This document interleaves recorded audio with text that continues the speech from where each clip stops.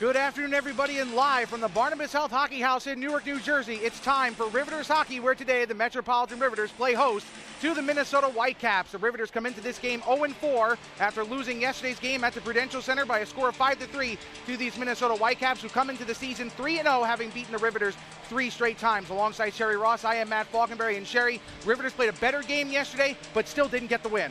A lot of good things, notably on offense. They got a little more offense going, a lot of that coming from Madison Packer with her 2 goals. That's something Randy Velishek thought was a big plus from yesterday's game, but you're right, now they need to get their first win of the season. The goalies will be the same. Amanda Levier will get the start for Minnesota, while it'll be Katie Fitzgerald in net for the Riveters. The starting lineups, first for Minnesota, will be Lee Steckline and Amanda Boulier on defense. And on the top line, it's going to be Brant Menke and Kate Schipper. And for the Riveters, a little bit of a change in their lineup. Alexa Gruschow will get the start, but she'll be on the wings she'll be centering wings of Fiona McKenna and Kristen Lewicki. On defense, it's Michelle Picard and Chelsea Zadie, and as I mentioned, Fitzgerald in net. So a bit of a change from yesterday. Lewicki moving up to the line with Gruschow. Yeah, Randy Velishek is still trying to find that right combination. He likes the way the top line was going, the Packer line. Now Alexa Gruschow, who doesn't have a point yet, last year's leading scorer in the NWHL, he wants to get her game going for a little more offensive punch for the Riveters. The Whitecaps this season have not even trailed in a game. The Riveters will look to change that here early in the first period. Gruschow and Brant, and we are underway here from New Jersey. Whitecaps in the all-black uniforms, the Riveters in the red, per usual. Pass across. There's a shot on Fitzgerald and a save or rebound. Menke couldn't come up with it, but it's played back to the blue line where Steckline's got it, and Lee Steckline had a fantastic game yesterday on defense. Her and Boulier really dominated on the blue line. Menke behind the net, battling with Picard. Menke gets free, looking for a teammate, and finds Steckline. Steckline winds, fires, and that one just goes wide, and will go behind the net where Brant will get there first. So right off the bat, the Whitecaps getting some good offensive zone time. We're only 35 seconds into the game. No score, and the Whitecaps trying to hem the Riveters in their own zone as they battle for it along the boards.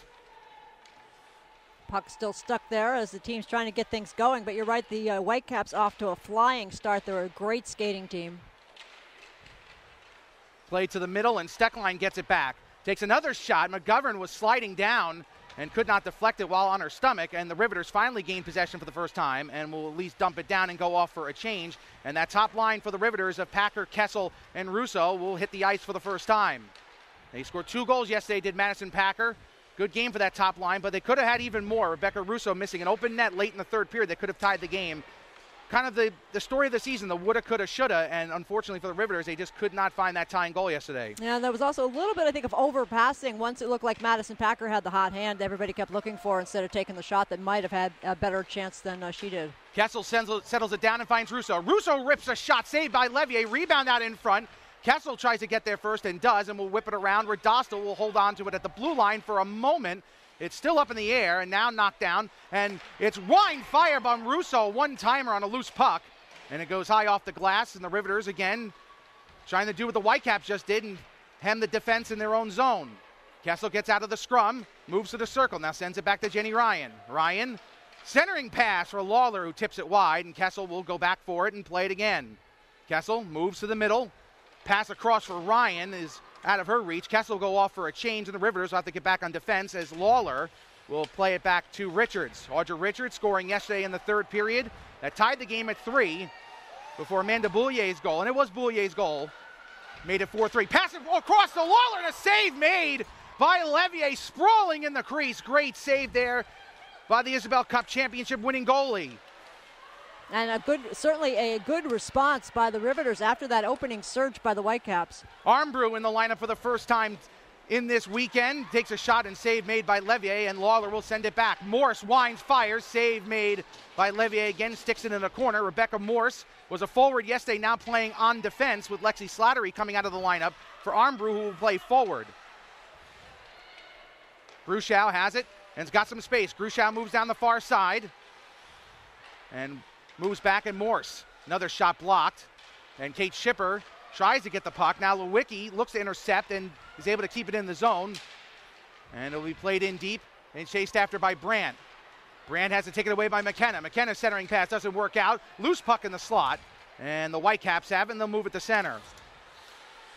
Kate Schipper Gets bumped into the boards by Grushow. And play will continue as Menke dumps in deep. 16:28 to go here in the first period. Still no score. And a penalty is coming up to the Riveters. So an offensive zone penalty for high sticking.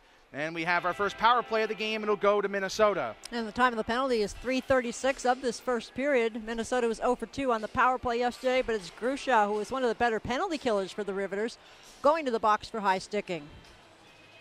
So a big loss for the Riveters. The Whitecaps were 0 for 3 on the power play yesterday. And now they lose Grushow. Of course, is very key in the face-off dot. And now Packer will be on the ice to take the face-off. Cleanly won by Minnesota. Bouillet tries to send in deep, has it knocked down, and the Riveters will at least get it to center. Steckline does a good job of at least knocking it down and not forcing the Whitecaps back, but they have to play it back because of good forechecking by the Riveters. Schipper brings it across the red line and gains the zone. Stops on a dime, nice play there, and finds Bouillet. Now Steckline. Steckline walks the line and finds Bouillet again. Bouillet brings it down low. Steckline's got space. There's the Brandt. Brandt across. Bouillet takes a shot. It's knocked down in front. Now Brandt winds, takes a shot, save. But no, it's behind Fitzgerald and got through. Fitzgerald did make the initial save, but it got through her. It was sitting in the crease, and the Riveters are able to clear it out. Bouillet misplays it for a moment. It goes off the boards, but she'll keep it in the zone. Menke with it now. Menke, who scored yesterday, the second goal for the Whitecaps. Now Bouillet, of course, had the game winner. Pass across the Steckline. Steckline doesn't have space. Bouillet does, winds, fires. That's knocked down. Brandt had an open net, but it was blocked by Picard. Good defensive play by Picard to prevent that rebound try. 54 seconds to go on the power play. 15-15 to go in the first period. The Whitecaps have had some great chances here on this power play. Bouillet sends it back to Steckline. Steckline to Brandt. Brandt looking for some room. Makes a move. Sends it down low, but it's blocked again. The Riveters doing a good job blocking those passing lanes in the center slot. And Zadie will get to the puck first. Can she clear the zone? She cannot. It's kept in, and McGovern has it as the Whitecaps make a change. Curtis, coming off the bench, goes to the net, but it's passed back to Bouillet. Bouillet, low pass, loose in the front, and it's cleared away by Lawler, who will send it down ice with 20 seconds to go on the power play. The penalty high sticking to Grushow, and she's 15 seconds away now from coming out of the penalty box. What a strong surge on this power play by the Whitecaps. The Devils. The Riveters really back on their heels as the Whitecaps come in offside. Erica Lawler with a really good penalty killing shift here, knocking the puck down ice and then just creating a little chaos at the blue line to create the offside. So for the first time really on this PK, Riveters get a little breather.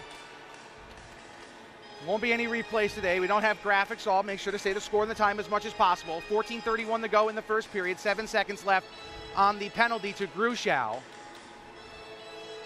As Armbrew will take this face-off. Won by Armbrew. That's a big win there for Alexa Armbrew, and they'll be sent down, and the Riveters force the Whitecaps into an 0 for 1 on their power play as Curtis has it, nearly loses it for a moment, but will move it to center where Dostal will get there first. Tries to dump in deep, but it's blocked by Thunstrom. Allie Thunstrom, who didn't score a goal but was very impressive yesterday, and obviously everybody knows about the speed, but it was on display yesterday. It was very impressive. And not just crazy speed either. I mean, she puts it to good use. Really creative player. She used it right there. There's a chance by Thunstrom. She goes around and stopped by Fitzgerald. Centering pass in front, and Fitzgerald sees it go wide. Again, Thunstrom right on cue, using that great speed to get around the defense. Now here comes Richards for the Riveters down the far side of the ice. Battling with a couple of Whitecaps as Steckline and Curtis were there, and it's finally picked up by Minnesota, and they'll look to move it to center. Packer has it knocked away from her, and it'll be dumped in deep. The Riveters were on a change on that rush, so Richards really had no help, but she made sure to get the puck deep, and that allowed the Riveters to get the players out there that they needed, and she was able to come to the bench for a much-needed breath of fresh air. Colzer with a head of steam, moving all the way up ice, moves into the zone, takes a shot, save made by Levier, and she'll hold on to it. 13-14 to go. Here in the first period, still no score. That was an impressive bit of skating from Kelsey Colzer. Now, these are two really good skating teams. I mean, Minnesota's a little deeper right now than the Riveters are, especially with some of the injuries that Metropolitan has. But Kelsey Colzer, star at Princeton, showed why she was one of the highly regarded prospects coming out of college. The number 1 overall pick in the 2016 NWHL draft. Kessel tries to intercept and now does, and a bad pass by the Whitecap defense, but Minnesota recovers and gets it out to center. Good job of getting back on the play by the Whitecaps. Pass up top to Russo, who's able to just dump in deep. She'll have to go off for a change. And the Riveters see Grushow and Kessel out there now with McKenna. Save made by Levier. Rebound, McKenna takes a shot. Save made by Levier again. Picard knocks it down, takes a shot wide. Kessel, who's stuck on the ice with new line mates here, couldn't get off for a change, still out there as the Riveters control in the offensive zone. Picard sends a centering pass, and McKenna knocked it down with the skate but couldn't get a stick on it. And here comes Minnesota now. Schipper moves in. Schipper, again, showing great balance, able to make the stop on the dime, sends a pass across where Rosenthal's got it. Chelsea Rosenthal, who was credited with a goal yesterday, the very first one in yesterday's game, and Menke now got it. Amy Menke sends it to Rosenthal. Rosenthal takes a shot. It's deflected up in the air, and the Whitecaps settle it down. Thunstrom on the backhand pass, but no one home, and the Whitecaps, though, continue to have some good offensive zone time here. Pass to the middle, intercepted, and the Riveters, will move it up. 11:48 to go in the first period. No score. Whitecaps have had one power play. They're 0 for 1. Curtis moves in. Curtis, pass in front, gets down, there's a shot, and they score! It was deflected to McGovern, who fires it past Fitzgerald, and at the 11:36 mark of the first period, Minnesota scores first again. They lead it 1-0. Well, this is very reminiscent of yesterday. The Riveters were able to battle back to tie the game 3 times, but it was the Whitecaps that always had the lead. This was a 3-on-2 rush. The Riveters really cut down the number of odd man rushes in yesterday's games from their first 3 losses of the season, but they got caught on this one, a 3-on-2, and it pays off for Minnesota. They take the 1-0 lead at the 8:24 mark. Ryan into the benches, and we'll have a stoppage. 11:30 to go in the first period. Shots are 5-4 unofficially in favor of the Riveters, but the score is officially in favor of the Whitecaps. I thought having the banner raising yesterday, playing on the big rink over the Prudential Center was certainly very exciting for the Riveters, but now they can concentrate on business. You know, this is this season. Nobody owes them anything for what they did last year. They got to enjoy their Isabel Cup, but now they've got to get their sights settled on 2018-19. Shot in, and a save made as Payson off the pass from Steckline fires her right into the logo of the Riveters on the jersey of Katie Fitzgerald. Then play is stopped. 11:12 to go. Still 1-0 Minnesota. Now the Riveters will have to battle from behind again. They're getting quite used to that. It's not what they saw last year when they were often had the lead, got it early, and kept it. Here comes Kessel now with speed off the faceoff, moves in on Levier, moves to the net, takes a shot, save made by Levier, and a rebound is cleared away. Amanda Kessel just charging down the ice and gets a great chance, but Levier up to the task. Shot in from the point, played behind the net, and Russo will try to get there first and does. Sends it back to Kessel. Kessel with Packer out in front. Packer waits, takes a shot, knocked down in the crease. It's loose, and Minnesota will clear it out and move it to center. Good chance there for Packer, but she couldn't finish. Puck played in deep by Lauren Barnes, the only change in the lineup for the Whitecaps.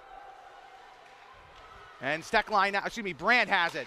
Sends it over to Eisenschmied, who can't make the shot, and it's going to be knocked down and still in the zone, though. Good job by Minnesota, for the moment at least, to keep it in before they have to play back and get reset. Puck possession definitely in favor of the Whitecaps so far in this game as we get near the midpoint of the first period. Coming up on what would be the media timeout of the next whistle. 10 seconds away from that. Pass down to Brandt. Brandt with some space now up against Morse. Brandt with a great back pass. Schipper now with room. Schipper moves in. Oh, just missed up high. That was a great chance. Just couldn't get it on frame. Whitecaps keep it in the zone. Fitzgerald watches that one go over her glove. And Minnesota again just holding the puck in the zone. This is very reminiscent of what we saw in the games out west earlier in the season. Centering pass to Schipper, knocked away by McKenna, still loose in the center slot. And Rosenthal comes off the bench to keep the puck in the zone. Takes a shot on Fitzgerald. Save made. Rebound. Menke couldn't get there first, as Lewicki was able to at least knock it away. And now Morse has it. And Morse tries a clearing attempt and actually worked out because the Whitecaps expected it to be cleared. Morse missed it, and she got more time because of it. Shot in by Schlegel up high, and Fitzgerald shoulders that one away. Morse is playing defense in this game for the first time this season. Morse, one of the utility players, if you will, can play forward, can play defense, and obviously yesterday played forward on the third line. And now with Slattery coming out of the lineup for Armbrew. They move Morse back to the blue line. Chance in again for Thunstrom. Thunstrom goes to the net and she scores! Allie Thunstrom with blinding speed gets around the defense and buries it. And the Whitecaps are rolling. It's 2-0 with 8:56 to go in the first. Well, you can see that she was a first-rate speed skater. She nearly made the Olympics in 2018. And just burned with outside speed, coming in, cutting across, and able to score on Katie Fitzgerald for a 2-0 lead at the 11:04 mark of the first. This is the last time these two teams would meet outside of a potential playoff matchup as Thunstrom takes a shot and a save. And at this point right now, the Riveters would love nothing more to never see these black jerseys again. 8:40 to go in the first period. 2-0 Minnesota. They are just laying it on here on the Riveters and trying to go to 4-0 and sweep the season series. Curtis takes a shot. It's blocked as Dostal knocks it down. And the puck will be played back to Jenny Ryan. Richards sends it to Armbrew. Armbrew gains the zone, moves in. While the Riveters make a change, Armbrew gets around, takes a shot on Levier, tried to bank it off of her skate. Levier actually reached back trying to grab the puck, but no harm there as it wasn't any danger, and now Minnesota moves it up. Chance here for Boulier, who stick handles in. And Kessel will now have it for the Rivs. Kessel moves down, joined by Zadie. Kessel moves to the middle. Pass across to Packer. She tries to slide it home and could not. What a great setup by Kessel. Great vision, perfect centering pass out in front, but Packer just couldn't get it on net. Payson takes a shot knocked down by Picard. It's loose at the side of the net, and Zadie has it, or she did have it for a moment. Picard will now wing it around the boards, and Russo slows it down and now picks up the puck and will dump in deep as Lewicki will chase after it against Steckline. Lewicki tried to get there first, but Steckline in control, and now Menke's got it. Puck knocked down by Gruschow. And the play will continue where Minnesota nearly turns it over. Lewicki again putting on the pressure. Steckline tried to clear the zone, could not. And now the puck ends up at the stick of Gruschow. Gruschow looking for her first point this season. Tries a pass behind the net, and it hits off the back of the net, and Minnesota will move it up ice. 7 minutes to go exactly here in the first period. 2-0, Whitecaps in front. McGovern, the first goal of the game, and then Thunstrom the second, making it 2-0 in favor of the Whitecaps. Menke with room, moves in, takes a shot, and it's blocked down in front. That was another great chance, and the Riveters having a lot of trouble defending the center slot right in front of the net. The Royal Road is wide open, and the Whitecaps are rolling right through it. And the problem for the Riveters is that it's such hard work just to get out of the zone that by the time they break up ice, it's time for a line change. Brandt with a great move, moves in, takes a shot, and it's blocked. Did not get through to Fitzgerald, and it'll be Thunstrom who will see this puck go all the way past her. No icing because she touched the puck. And Thunstrom goes back and plays it. Sends it to open ice where Curtis gets knocked down by Packer. Packer moves in. Russo's open. Packer waits, takes a shot, save, and it goes into the corner. Kessel couldn't get to that rebound. She has the puck now, though. Amanda Kessel back to Ryan. Ryan winds, takes a shot, blocked. And an easy block there by Eisenschmied, and she'll move it up ice. Tries to find Curtis on the break, and Curtis gains the zone. Curtis tries a saucer pass over to Thunstrom. It bangs off the boards, and now Packer's got it. Packer to Russo. Russo now to Ryan. Ryan on the backhand and watches Levier just control the puck. And with 5:45 to go here in period number one, we've reached the media timeout, and the Riveters trail it 2-0. Well, Sherry, it's been a struggle here early on. It definitely has. And, you know, technically Minnesota is referred to as an expansion team, but you can't think of it in the historical sense of, oh, a franchise that gets to pick the dregs from all the other existing teams. This is a team that's been in existence since 2004. There are 15 players on the roster right now that were a member of the Whitecaps when they were an independent team playing in Minnesota, where they would play CWHL teams, they played college teams, they played exhibition games, they found basically whatever opponent they could find. Joining the league, basically fully formed this year. 3 Olympians on the roster, a couple of players that they signed as free agents from other NWHL teams. This looks like an established team out there, and that's the way you have to think of them. they are legitimate Isabel Cup contenders. No, absolutely, and they're 3-0. Obviously, have knocked off the Riveters 3 times. Boston defeated Connecticut yesterday. They're 2-0. Buffalo has knocked off Connecticut 2 straight times. They're 2-0. If the Whitecaps win today, they move to 4-0, and then they welcome in Buffalo. And a lot of people believe that is an Isabel Cup final preview, and that's going to be a great matchup next week. But the Whitecaps know they want to finish off this road trip with a win before they welcome in the Buttes next week. The Riveters next week will have to play Boston. And let's face it, right now, they're 0-4. They fall to 0-5. You got the Whitecaps have a 4.5 game lead. The Pride would have 2 wins while the Riveters would have none. They'd be 4 points back. And the same thing for Buffalo, 2-0. Riveters don't have time to keep losing games, and right now, they're running out right now. It's getting ugly quick. Well, it certainly is, and of course the players know it, the coaching staff knows that they want to get things on track. Courtney Burke out of the lineup. We're not going to use that as an excuse. Mia Dench out of the lineup. I think that's a significant loss to the Riveters because you think of what she would do to help establish the first 2 lines instead of just the Packer line that's going now. We'll see what happens when she gets back in a couple of weeks, but the Riveters have some other issues they need to fix, and that's a team-wide issue of... Knocked down, shot by Packer, it's loose, and it was stopped by Levier. Levier on her back trying to knock it down, and it eventually gets cleared out of the zone. Just to continue that, I mean, we saw some improvement in their game yesterday, but the fact that the Riveters weren't able to build off of that going into today's game, I think is disturbing. It most certainly is, and the Whitecaps certainly have no problem with that. They have built upon yesterday's performance and have looked good so far in this game. 5:10 to go in the first period, still 2-0. Riveters in front, still a lot of time left in this game, but again, the way the Whitecaps have played, and there's a high stick, or the puck is played with a high stick, and that will stop play with 5:03 to go. Certainly has been good so far for Minnesota at least. And today is kind of a Minnesota versus New York, New Jersey sports weekend. The Vikings are here. They're playing the Jets right now over at MetLife Stadium. You got the Whitecaps here this weekend playing the Riveters. So a lot of Minnesota support here in the state of New Jersey. And they've got the Vikings winning. They've got the Whitecaps winning. Everything going well for the land of 10,000 lakes.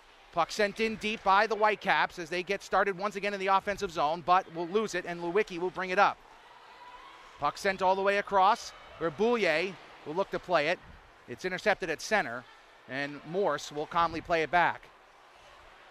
Morse and Kolzer on this defensive unit. Lewicki tries to get there first, but Boulier able to intercept, and now Kolzer plays it at center.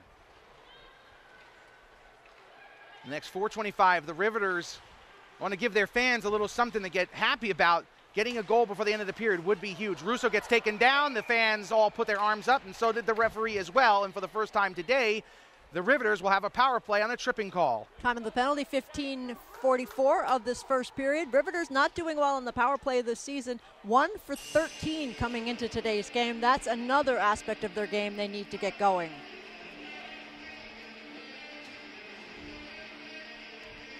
So it'll be Russo, Packer, and Kessel with Kolzer and Ryan on the power play as Schmidt is called for the trip. So Haley Schmidt goes to the box, and Kessel will quarterback this power play here from the far circle. Back to Ryan. Ryan feels the pressure, now gets to the Kolzer. Kolzer right back to Kessel. Kessel's open, centering pass to Russo, and Russo fans on it. Her and Kolzer fall down and allows the Whitecaps to almost clear it, but Ryan able to get back to it and finds Kessel open. That was a chance for Minnesota to get it out of the zone, and they could not. Kessel moves in, waits, finds Ryan. Ryan takes a shot deflected down by Packer, but just wide, and sends it back to Kessel. Kessel with space, takes a shot, saved by Levier, and it's played into the corner again. Eisenschmid's got it, and she will just calmly knock it off the boards to center, where Ryan will have to regroup the power play as the Whitecaps go for a change. Kessel, good job by Eisenschmid to get back, and a save made by Levier off the shot. And with 1:11 to go on the power play and 3:25 to go in the game, we'll have a face-off in the far dot as the Riveters try to cut this 2-0 deficit down to 1. A little confusion, I think, early on this power play as Kelsey Kolzer was coming in backdoor. Pass was coming across. Russo was gunning for it, so both Russo and Kolzer ended up colliding, and that's how Minnesota nearly got an opportunity to clear it out. No good scoring chance for the Riveters on that play. Boulier to Steckline after Minnesota won that face-off, and Steckline will send it out of play into the benches. And because it was sent into the bench and not into the netting, that is not a penalty on Steckline. Kind of the little hidden secret rule there about clearing the puck from your own zone. You can throw it into the benches and you're okay. If you throw it into the netting, not so much. Zadie sends it over to Dostal. Dostal shoots it, deflected down, and it'll be covered by Levier. Levier, who was the NWHL goaltender of the year last season with Buffalo, able to make a good save on a bouncing puck through a screen of people in front.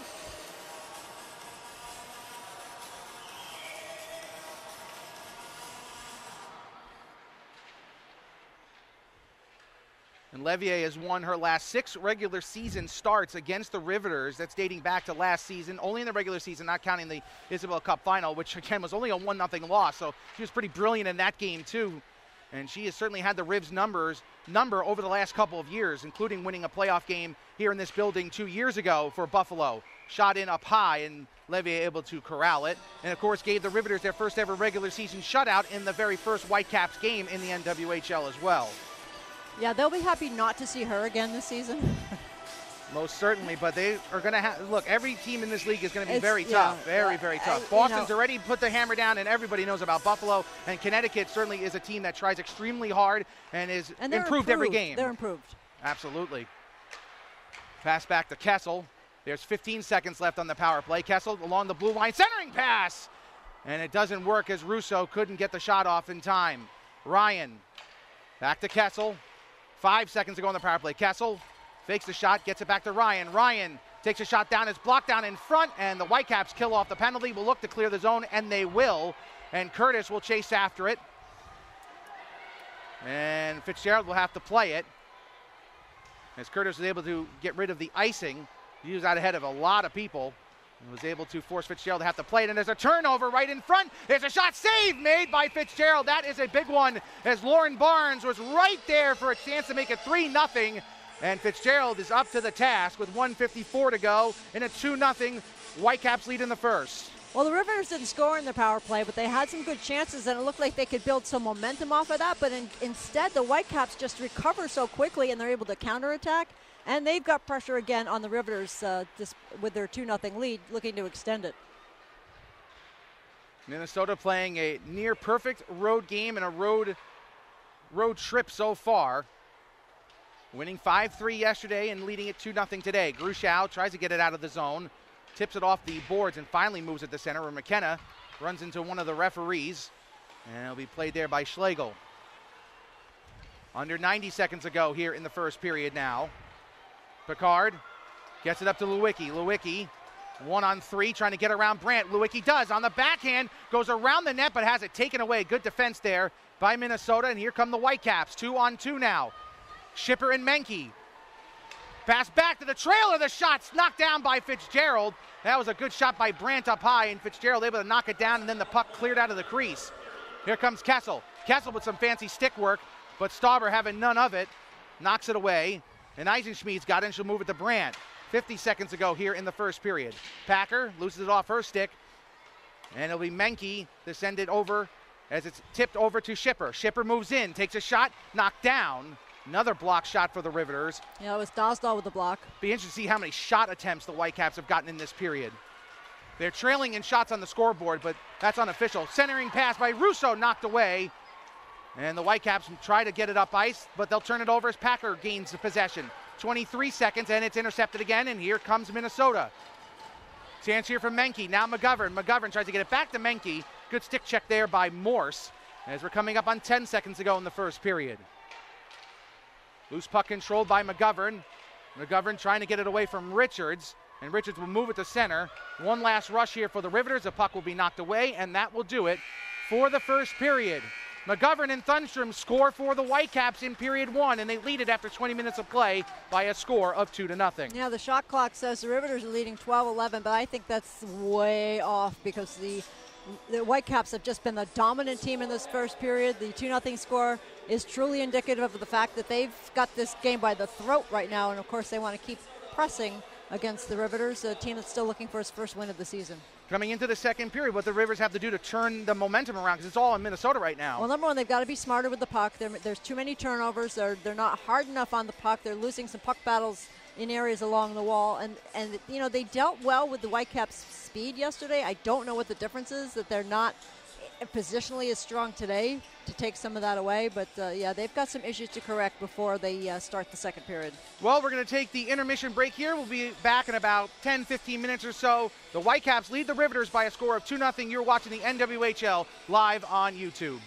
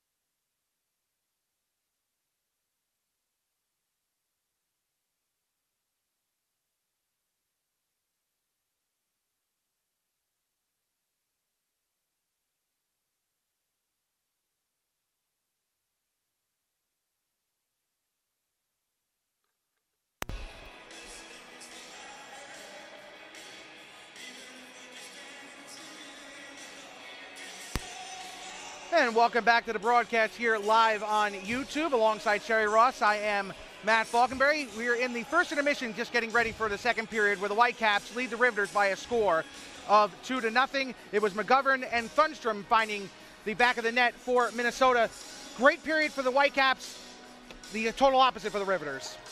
You know, I look at the progress they made in yesterday's game, and I'm just absolutely at a loss to figure out why they haven't taken that next step forward, or at least even matched yesterday's effort when they were skating well with the Whitecaps. Right now they look flat-footed. They're being burned, especially to the outside. Minnesota just keeps coming in wave after wave, and they've got those waves on their jersey and on the logo. So that's kind of, is an emblem of what they're doing right now to the Riveters. So the Riveters have got to find a way to slow them down, play better positional hockey, better puck possession, get some of their own things going offensively, and instead of spending so much time in the defensive zone, or this already long afternoon for them is going to be even longer. Most certainly will be, as the teams are just about set to take the ice. See, the Riveters are walking out from their locker room. The Whitecaps are ready at the bench, ready to hit the ice. And the second period about to get underway. You can follow Sherry, by the way, on Twitter at SherryDarlingNJ. You can follow me on Twitter at MattFPXP. And if you're wondering if you're just joining the broadcast, there's no graphics, there's no replay, so just got to bear with us. I'll mention the scoring time as much as possible so you guys are kept up to date with that and you can enjoy the game as much as you can. For the Riveters fans, not enjoying it too much. If you're a Whitecaps fan right now, you're loving life. And we'll see how the teams come out in the second period as the teams do hit the ice. Fitzgerald still in net, and Levier still out there as well for Minnesota. You just wonder if the Whitecaps score an early goal in the second period, could Kimberly Sass get a chance to play? Hasn't played yet this year.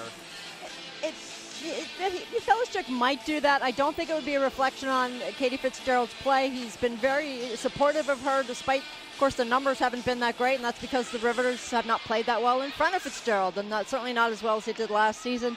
The back-to-back games, it was even a thought Sass might start today. That's the only time she got to start last season, was when there were back-to-back games, and she did come in and win the second game against Connecticut. So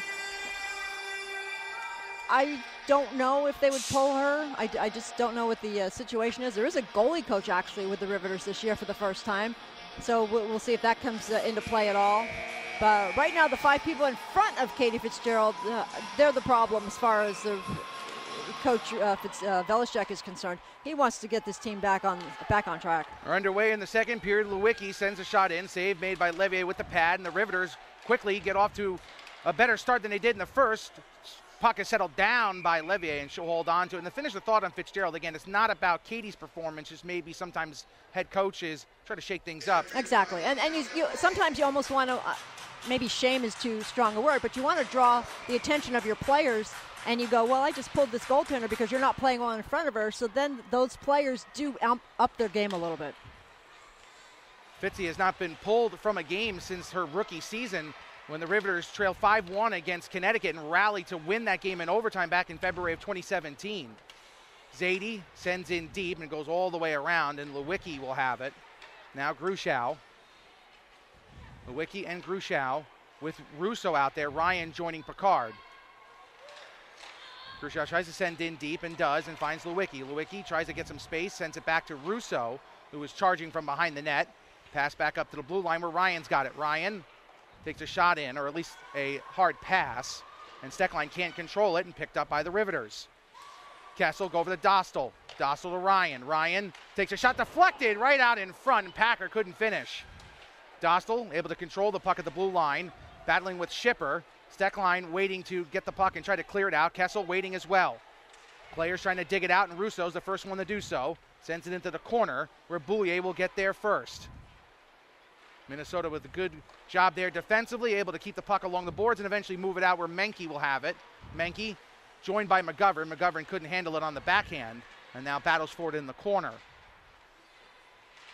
18:20 to go in the second period. 2-0 in favor of the Whitecaps, looking to move to 4-0 on the season and finish off a season sweep of the Riveters. Puck played back to the blue line, and it's knocked away, and here come the Ribs.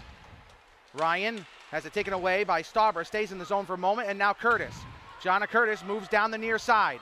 Waits, Centering pass is there, and it's knocked away by from Thunstrom. Fitzgerald makes another save on the shot by Eisenschmied, and that'll stop play 2 minutes and 5 seconds into the period, and it's still 2-0 in favor of Minnesota. What a sharp play by Fitzgerald, using her stick to take away that pass in front of the net, preventing a scoring opportunity at the left side, and then following that up with the save.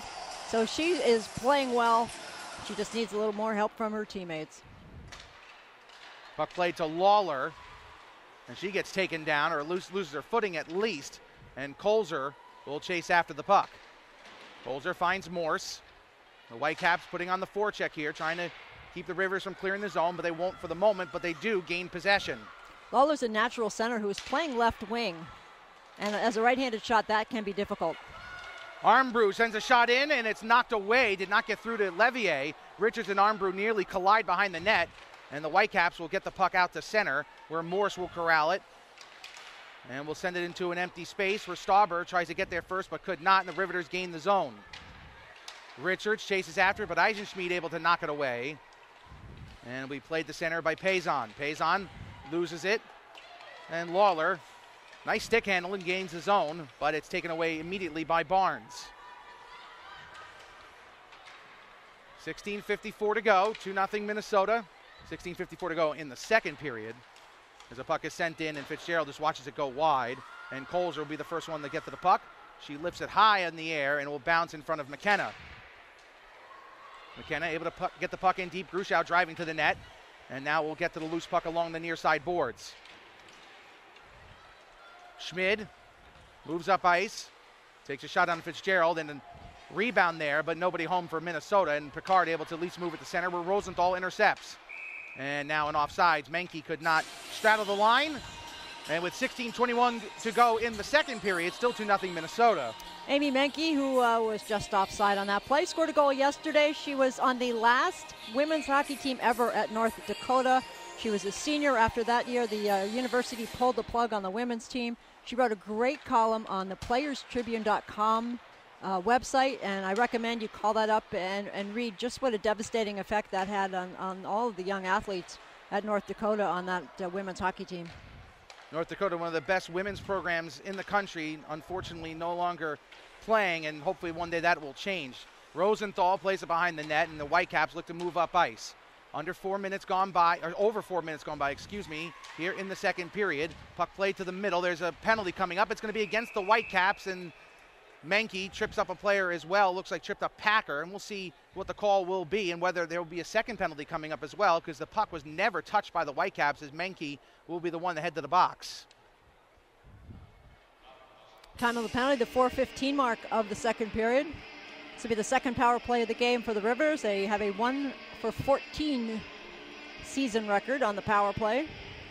0 for 1 today. They scored their only power play goal against Minnesota in the second game of the season. And it looks like we're going to have no power. Well, let's see. Packer's near the penalty box. The door is open. She's talking to one of the referees right now. We'll see exactly what's going to come of this. Brandt and Steckline there as well. Packer wearing the A. And speaking with the referees now, Steckline and Brandt wearing the A's today. Winnie Brock-Brown, the normal captain for the Whitecaps, not here, and we're still sorting things out. A long discussion. The arm was up originally for the penalty to Menke, but the puck was never touched by Minnesota. Packer was taken down in the corner, and Minnesota never actually gained possession. So we'll see exactly what's going to come of all this. Is Picard now out there, the captain. Well, Menke's in the box, so that's one. Two referees discussing this right now at the scorer's table. Well, it's either a power play for the Riveters or a 4-on-4, so we'll see exactly what comes to be here. There's several mini discussions going on the ice. It's going to be a 5-on-3 for the Riveters, it looks like. Well, Steckline going to at least standing in front of the box. No, now she's moving away. Talking to Menke. Doors have been opened, have been closed. And now the Riveters' door is open.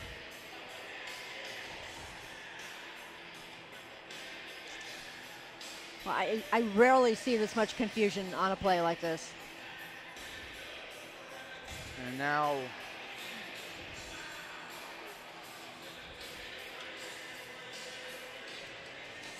Now they're talking, one of the linesmen is talking to Kolzer. And Kolzer doesn't seem too happy about what she's hearing. I think she's going to be the one that's going to go off to the penalty box here. Yeah, she's shrugging her shoulders. She's pointing at herself like me. And that's what they have up on the board right now. It looks like her. Yep. So we'll have to listen to the official announcement of the penalties to just figure out what exactly is going on. But based on the scoreboard, it looks like we're about to have some 4-on-4 hockey here for the next 2 minutes. It almost looks like Kolzer saying I wasn't even on the ice. Without a replay, I can't tell if that's the case or not. Yep, no monitor, no replay. Kolzer does go off to the penalty box, and so we'll have 4-on-4, and the faceoff will come inside the Riveters' defensive zone. Well, the way this game is going, you have to figure this 4-on-4 situation is going to favor the Whitecaps. They're going to have all that extra open ice out there, and their skating ability is just off the chart, line after line, all their defense pairs. So the time of the penalties coming at the 4:15 mark. Teams will skate four-side for 2 minutes. And we'll listen for the official announcements in just a second. Menke is called for hooking.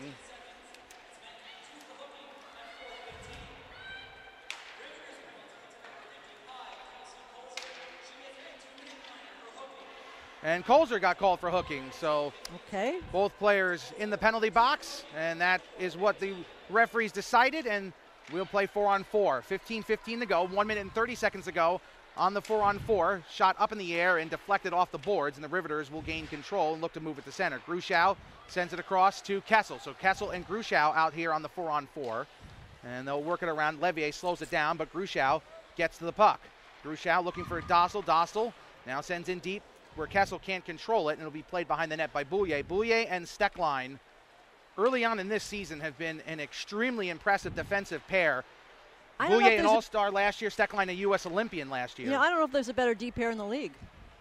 I really don't. I was trying to think of it last night, and like this is just such an amazing top pair for Minnesota. Being offsides, and it is offsides on Minnesota, so we'll have a stoppage of play. 14:31 to go here in the second period. Well, you got great defense up in Buffalo, of course. Bolden and Falzer, for example. The Riveters, obviously, when Burke is healthy, Burke and Ryan. Burke was the defender of the year last year. So you got a lot of great defensive pairings. Gigi Marvin, who plays forward, can play defense, is in Boston, is back with the Pride this year. Another great defender, former defender of the year. Maybe it's just because I've seen Minnesota 4 times already. I'm just so blown away by that deep pair. Curtis with a great move, but fanned on the shot, and Fitzgerald able to cover. 30 seconds to go on the 4-on-4 and 14:15 to go in the second period. Well, Stecklein and Hannah Brandt are both products of a school that was run by the two Brott sisters. They're now known by their married last names, Chelsea Brott Rosenthal and Winnie Brott Brown. So they've been in the game long enough to now produce players who are playing alongside them in the league. Winnie, who is not in today's game, is 40 years old. Her sister Chelsea, who has an assist in this afternoon's game, is 35. McGovern had to stop playing that puck because he played it with a high stick and allowed the Riveters to gain the possession. McKenna winds, and easy save for Levier. Probably was going to go wide regardless, but she pads it into the corner. And Zadie will keep it in. Puck played through McKenna and all the way into the corner. And now played back to Picard. Picard has a the 4-on-4 is now over. Loose puck in front. Lewicki tries to knock it down. And the Whitecaps able to at least move it into the corner. Dangerous play there. Lewicki chases after it against Stauber and then takes a tumble as well in the corner.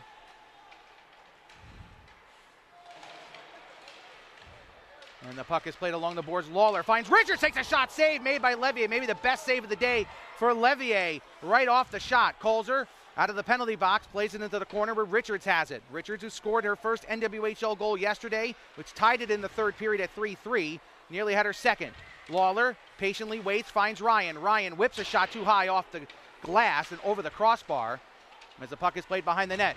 Armbrew trying to get to it, battling for it against Eisenschmied, and Eisenschmied able to get it and move it across, and Minnesota tries to get it out, but cannot for the moment. Kessel knocked it down, and Kolzer kept it in. Kolzer has it, tries to make a move, gets taken down in front of the net. No arms are up, play will continue. Is right in front of one of the referees.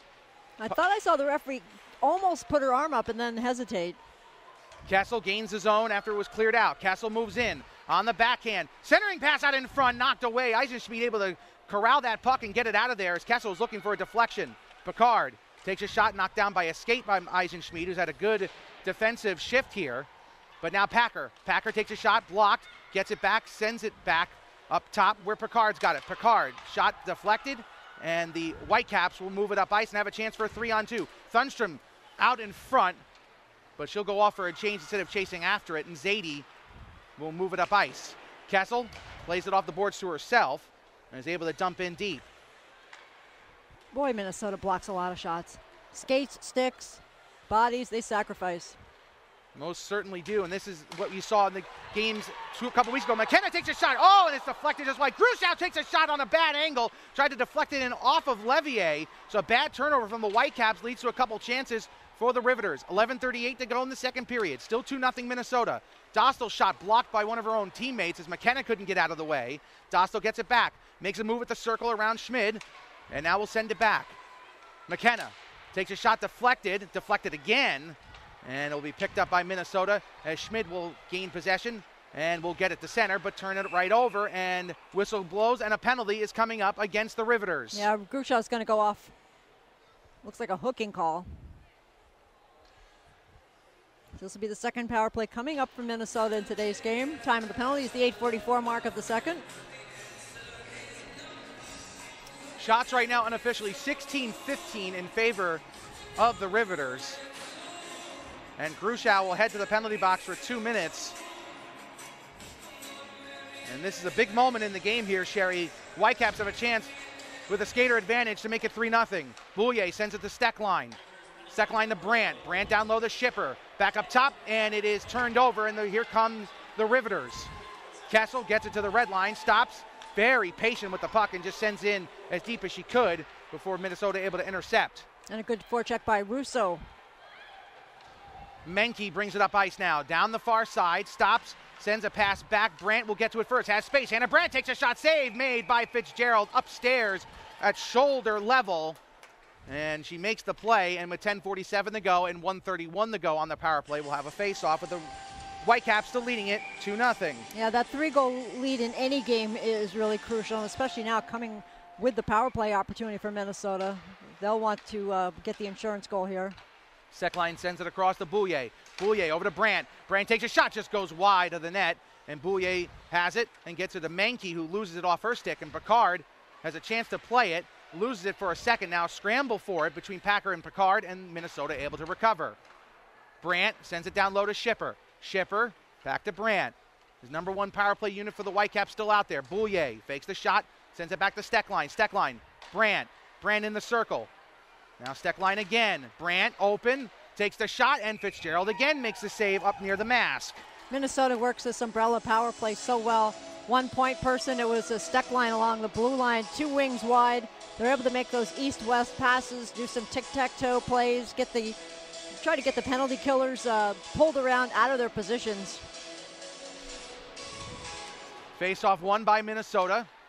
Brandt sends it down low, and Steckline does a good job keeping it in, using that long reach of hers to keep the puck in the zone. Boulier back to Steckline. Steckline now to Brandt. Brandt looking for some space, nearly loses her footing, and able to get it back to Steckline. Steckline winds, takes a shot, oh, deflected, and just went wide, and Russo can't get it out of the zone. 25 seconds to go on the power play. Under 10 minutes to go in the second period. Minnesota trying to gain a 3-0 advantage. Shipper back to Brandt. Brandt battle for it along the boards, trying to get it past Kessel, could not. Shipper below the goal line, waits, Boulier is open, but they'll get it to Steckline instead. Now Boulier's got it. Boulier winds, fires, and it goes around the net, and will stay in play, and the Whitecaps regain possession. Shipper back to Steckline. Steckline takes a shot as the power play ends, and she scores! Lee Steckline, her first goal in the NWHL, as the power play just comes to an end. It's an even strength goal, and with 9:13 to go in the second, it's 3-0 Minnesota. And just want to look like the Riveters were going to get away with this because they were pinned in the zone for the entire penalty kill. Penalty just expired. Grushow not able to get into the play. So this will go down as an even strength goal, but just the way that the puck movement by the Whitecaps on this play, exceptional. There was traffic in front of Fitzgerald. It looked like it did hit something in front and tipped past her. So it's a 3-0 Whitecaps lead at the 9:13 mark of the second. Well, they're going to say that Steckline's shot was tipped by Hannah Brandt. The puck is played by Gruschow. There's a penalty coming up, and it's going to be against Minnesota as Fitzgerald comes off the ice for the extra skater. Zadie takes a shot, just goes wide. So the official goal here announced in the arena, it's Brandt tipping the shot from Steckline. Loose puck in front, and a save made by Levier. Another big-time save as the puck is finally touched by Stauber. And with 8:38 to go in the second period, the Riveters will have a power play coming up.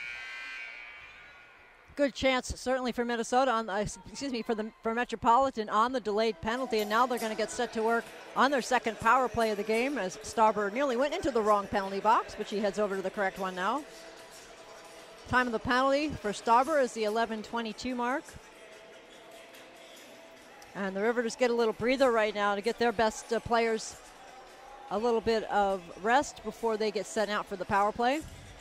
As we are in the immediate timeout, 8:38 to go here in the second period. Stauber, as Sherry mentioned, will go to the penalty box. And Riveters kind of works like a timeout here. Down 3-0. I mean, Steckline and Brandt, two of the best players in the world teaming up on that last goal. And Fitzgerald, again, beat by another deflection, beat by a couple of those yesterday as well. Well, Brandt and Steckline, teammates from the 2018 gold medal winning U.S. hockey team. Brandt was also line mates with Amanda Kessel in college, and was second to her only in 2012-13 with 82 points. You score 82 points and you're second in the league, and that's because your line mate was a little bit better. And that, of course, is at the University of Minnesota. Those Golden Gophers teams were just so dominant, winning national championships and just setting all kinds of scoring records. Just a tough team to have to face week in and week out. And Levier knows all about that. Luckily, he only had to face him in practice, never in a real game, at least in a real college game, that's for certain. As we get ready to come back from break, just want to send a little shout out to our good friend Mike Murphy. Not feeling well today, of course. He's always around the rink here for the Riveters, taking pictures, writing up stories for the Ice Guard, and hope he's feeling better today, and will be feeling better by the time we have our next home game, which will be in November when the Whale come here to face the Riveters on November 18th. So face-off won by Minnesota on the penalty kill, but Bouye won't get it out of the zone as Colzer gains possession. Colzer and Ryan with the top line of Packer, Kessel, and Russo. Down low, up top, it's over the net. Oh, Packer tried to deflect that home on the pass from Kessel, and Levier was able to guide that one over the crossbar. Kessel with it now. Kessel moves in, sends it down low to Packer, but good stick from Steckline, able to knock it away. Kessel regains possession. Packer along the goal line. Pass across, it goes through the crease, and Colzer's got it. 8 minutes to go in the second, 1:25 to go. On the power play, Kessel waits, sends it over to Russo, shot deflected. Packer tries to get to the rebound, and it goes just wide. Packer again swinging at it. It's still loose in the crease, and it's finally covered up by Minnesota. Wow, that was some pressure down low by the Riveters, of course, looking to set up Packer a number of times. She had 2 goals in yesterday's 5-3 loss, but Levier really up to the task as there was a scrum in front of her and a lot of people digging for the loose puck. So the faceoff will come in the near side circle as Levier has a little bit of an equipment issue here, and she'll try to get that straightened out. Well, there was a lot of whacking and jamming going on around there. It looks like a strap on her right leg came loose.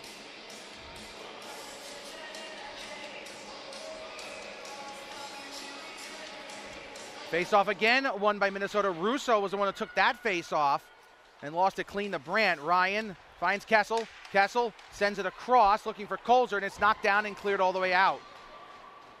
Under a minute to go on the power play now after the penalty to Stauber. 3-0, Whitecaps in front, trying to finish off a season sweep of the Riveters and send this Rivs team, the defending champs, to 0-5 to start the year. And in a 16-game schedule, there is just so little room for error. And the Riveters only lost 3 games all of last season, finishing 15-3, including the postseason. Have lost 4 and now danger of 5. Schipper on the short-handed play, lost her footing and could not get a better shot off there. And now the Riveters move it up ice. Russo sends it across, finds Colzer. Colzer moves in, takes a shot high off the glass, and will be picked up by Kessel. after Packer makes the pass. Ryan, shot deflected, and Packer tries to find Kessel. Kessel will pinch in for a moment, and Ryan will get to the puck first from Shipper, who came close to breaking away. Here comes Kessel. Kessel moves in, takes a shot, blocked again. That was Schlegel who blocked it. Kessel in front for Packer, who deflects it just wide. Power play is now over. The Riveters are 0 for 2. Colzer shot wide. Kessel, pass across, did not take the shot there, decided to make a pass, and nobody was home, and here comes Stauber out of the box to dump in deep. You really would like to see Amanda Kessel shoot more. I understand what she's trying to do in setting up Packer, but there's just opportunities I think that she's been too unselfish. Grushow shot knocked away. As Grushow, Lewicki, and McKenna, the starting lineup for the Riveters on the forward line, is out there now. 6 minutes ago in the second period, still 3-0 Minnesota. McKenna tries to find Zadie, but it's knocked away again by Payson, and now Boulier's got it. And the Whitecaps trying to get it out of the zone. Now they do. And Zadie, though, picks up the loose puck. A bad break there for Minnesota, and they haven't had too many of those. Well, they've been making their own breaks, too. Payson brings it across the red line. Barnes brings it across the red line. And Schmid loses it, and here come the Riveters. 2-on-2, could be 3-on-2. Lawler, though, lost it in her skates. Armbrew couldn't get there, and the Whitecaps knock it off the sideboards. And play continues. Lawler still digging at it. Now Richards. Richards tries a little fancy pass to Lawler, and it could have worked out, but Lawler just couldn't get there in time. And now diving for it at the blue line was Armbrew, and Lawler able to gain the zone. Lawler moves in, but turns it right over. And 5 minutes to go here in the second period. And the Riveters are down 3-0, and the struggles have been mighty against this great Whitecaps team. Shot in on Levier, save made, and we'll just continue to play. Referee didn't even bring the whistle to her mouth, just decided to let Levier decide whether to play it or hold on to it longer, and Levier decided, I'll play it. Morse, battle for it along the blue line, and now Kessel's got it. Kessel sends it over to Russo, but it's intercepted by Curtis. Curtis stick handles across the blue line. Jonna Curtis moves in, has space, gets in there, takes a shot, save made by Fitzgerald as Jonna Curtis went right around Rebecca Morse. Yeah, they're just gaining the zone and moving through the Riveter zone too easily. Kessel tries to take a shot, it's blocked, loose down, and they score! Oh, an innocent shot gets through, and the Riveters have scored. No, wait a minute, Levier made the save. Everybody thought it went in. Yeah, Levier's going, no, it's under my pads. Riveters' reaction is definitely looking like they scored. Kessel leading the drive-by at the bench. Whitecaps are staying in the D zone. They're like, hey, you guys didn't score. Wow. And they did not. Wow. When it rains, it pours, Sherry. When it rains, it pours. And, of course, we don't have the advantage of replays, and this is one time I'd really like to see exactly what happened down there, but it looked like Levier had the puck under her pads, but the goal horn sounded. And we're blocked off from our angle. We just saw the player celebrating. The horn went off. Levier's like, oh, the puck's underneath me. At the end of the day, great save by Amanda Levier, and the play continues. Everything is just happening this weekend. Everything. Puck moved in by Kessel, knocked up in the air a couple of times and bounces into the corner. It would have been Kessel's first goal scored here at home in a regular season game. Did score once in the preseason a couple years ago here at the Barnabas South Hockey House. As Morse will play it. But Kessel's still looking for that elusive first home goal as we have Grushow move into the zone. Grushow tries to make a pass to McKenna. And Grushow able to keep it and get it back to the blue line. Picard takes a shot, knocked down, loose in front. And Shipper will get there first, and Menke will bring it up ice. Picard sends it to McKenna. McKenna to an open space where Lewicki's got it. Lewicki takes a slap shot, and it goes too high. And now here come the Whitecaps. Shipper with Menke. 2-on-2 here. Zadie and Picard are back. Shipper goes wide down the near side, and we'll see the puck go past Menke, and Zadie will get to there first. 3 minutes to go here in the second period. 3-0. The Whitecaps are in front and are very much in control as well. Shipper watches the puck go all the way behind the net where Levier will play it. Lawler finds Richards. Richards As Armbrew open in the middle, Richards Armbrew pass across is knocked down and they score! Great hand-eye coordination by Audra Richards, able to knock that one in. The puck is actually in the net this time, and the Riveters have cut the lead to 3-1 on the goal by Audra Richards, her second of the season. But the clock is still running. I mean, we are seeing everything strange going on here today. I was trying to write down the time of the goal. I'm like, wait a minute, the clock is still moving. This will be, now they freeze the clock at 2:18, and now they're playing around with it. But it is a goal. Audra Richards with her first goal yesterday, a terrific play, using her speed outside to set up the scoring opportunity. And yes, the Riveters are on the board, and this goal will count. That was a great job by Richards. See the puck pop in the air, is able to knock it down and get it into the net. They break up the shutout as referees are now talking at center ice. 2:32 is the time remaining in the second period. So at the 17:28 mark of the second period, the Riveters are on the board, and it is 3-1 as Richards has scored the last two goals for the Riveters. And that came moments after that very strange play where the Riveters acted as if they had scored. Levier's going, no, it's under my pads.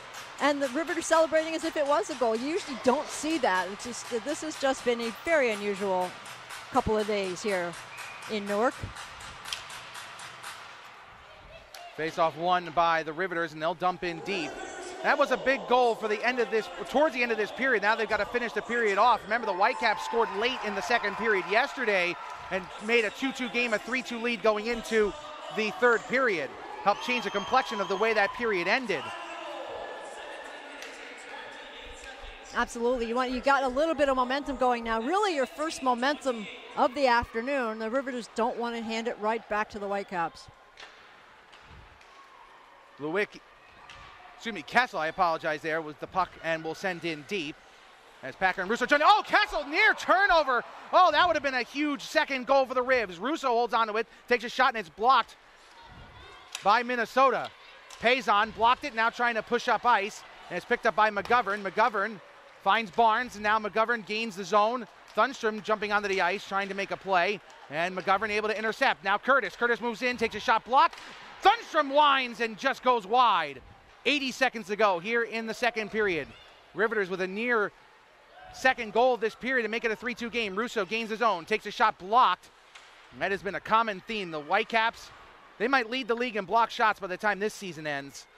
They do a great job at that. They're defensively, obviously you focus on their offense. It's so talented, but. And a penalty is coming up, and it's going to be against the Riveters. And it's going to be a body checking call. And Madison Packer, with 1 minute to go in the second period, will take a seat in the penalty box. This will be the third power play coming up for Minnesota.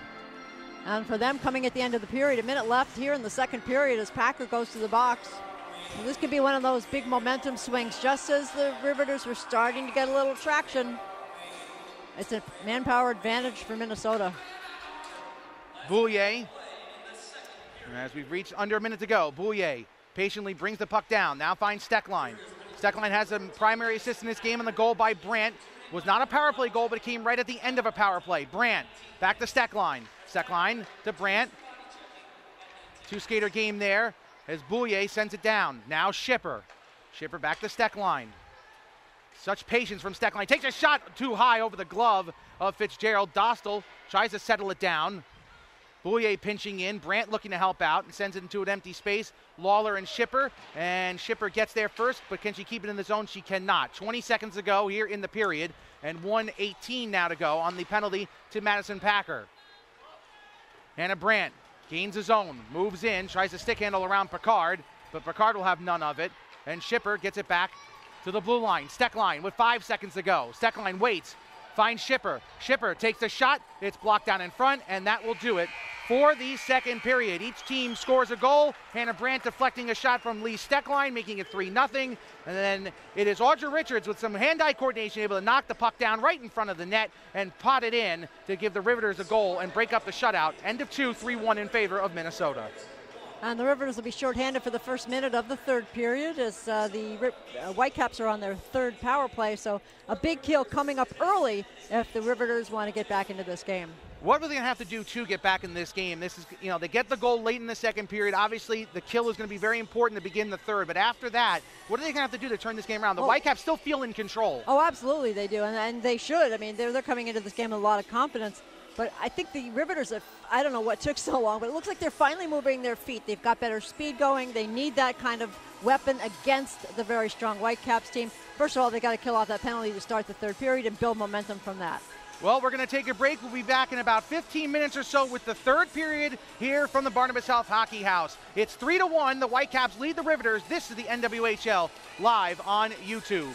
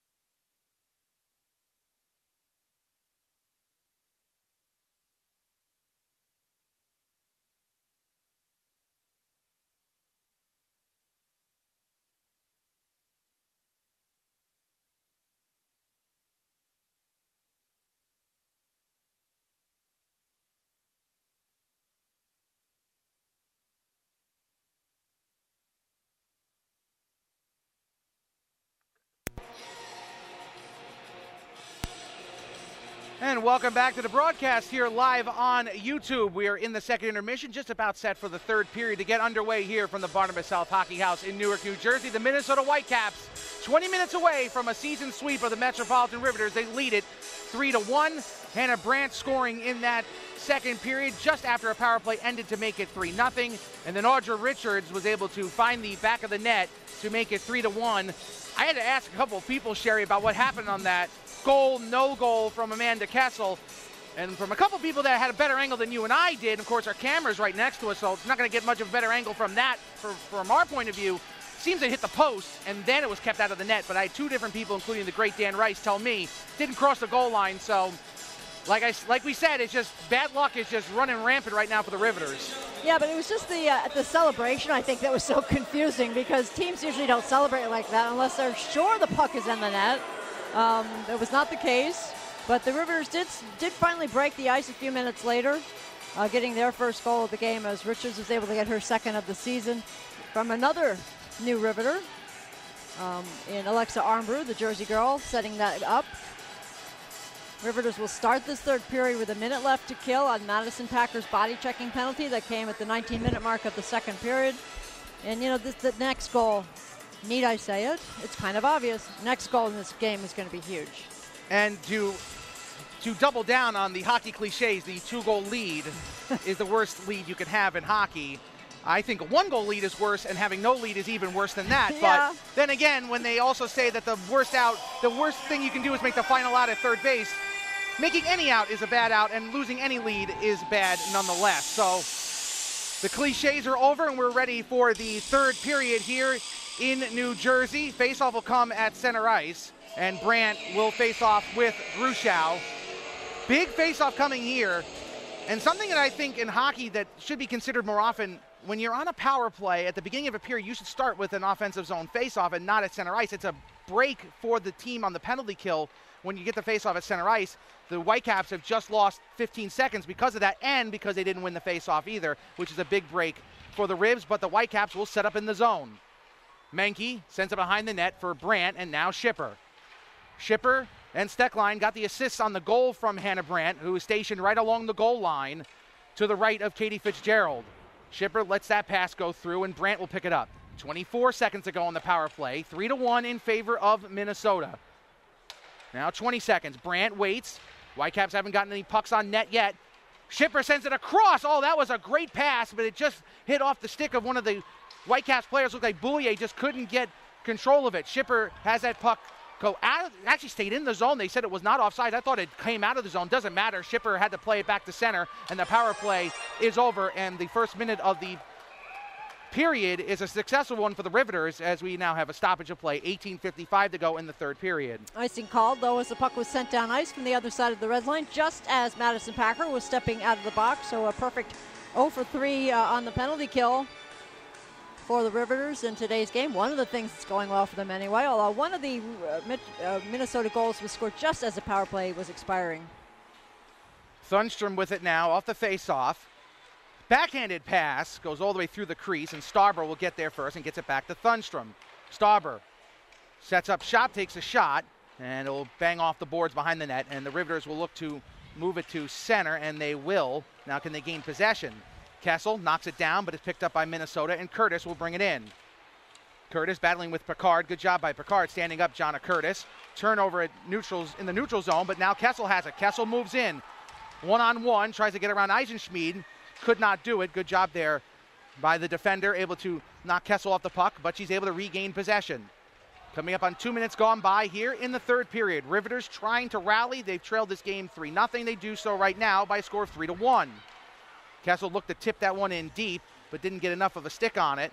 And Ryan will have to play it at the blue line and wait for her teammates to touch up. And while they do that, the Whitecaps can go back with no pressure and move it up ice.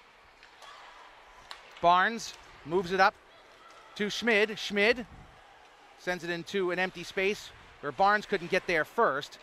And the puck is picked up by the Riveters and moved to center, where Schlegel will dump in deep and will be played behind the net. And Dostal will be the first to get there. 17:35 to go in the third. 3-1 in favor of the Whitecaps. No replays, no graphics on the game today, so we'll make sure to get the time and score as much as humanly possible. Richards will move it up ice, finds Lawler. Lawler moves in on Schlegel, goes wide, tries to get around Schlegel, gets bumped off the puck, then gets taken down, and a penalty's coming up, and it's going to be, well, I didn't see if they blew the whistle when Minnesota touched it or when the Riveters deflected it, so we'll see what the penalty's going to be on, and I believe it's going to be against the Whitecaps, and the Riveters have a chance here early in the third to make it a one-goal game. Now this is good work by Erica Lawler, the veteran along the wall, as she drove in, was trying to chase down the puck, very determined, and she's the one who's able to draw the penalty, as Schlegel will go to the box. Time of the penalty, the 2:49 mark of the third period. So power play number 3 coming up for the Riveters. This is maybe the biggest power play the team has had this season. It's Packer, Russo, and Kessel with Ryan and Colzer. Again, no Courtney Burke out with an injury. She's usually the power play quarterback. We certainly have missed her the last couple of games. Did not play against Boston last week and has missed the 2 games this weekend. Packer finds Kessel. Kessel to Colzer. And now Ryan tried to touch pass, and it goes off her stick, and the Whitecaps will clear to center.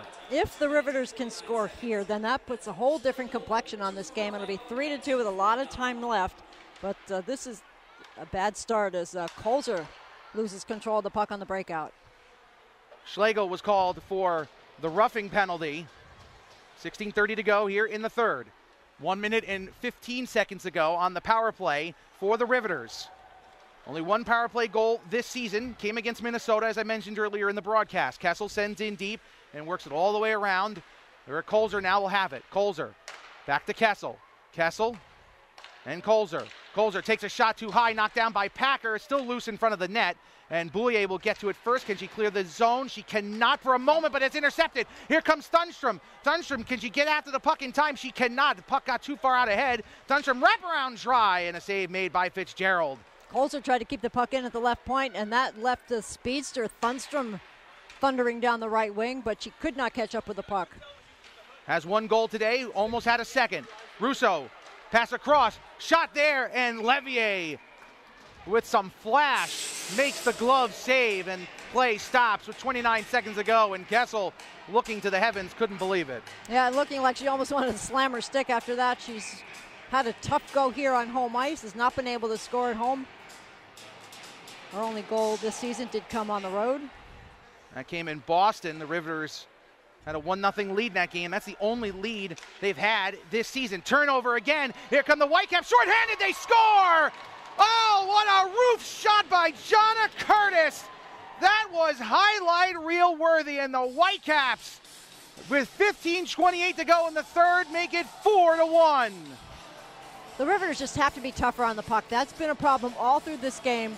They've just not been determined enough to fight for the puck, to prevent the opposition from getting that break that we just saw by Jonna Curtis, who adds a goal now, this shorty, to the assist she had earlier tonight. This afternoon rather, and it's now a 4-1 Minnesota lead. Puck sent in deep, and Dostal will play it behind the net. The power play still going on for 5 more seconds. Curtis, the goal, shorthanded and unassisted. The power play is over. Schlegel comes out of the box. And what was, as I mentioned, one of the bigger power plays for the Riveters ends in total disaster. Not only do they not score, they give up a goal as well, shorthanded.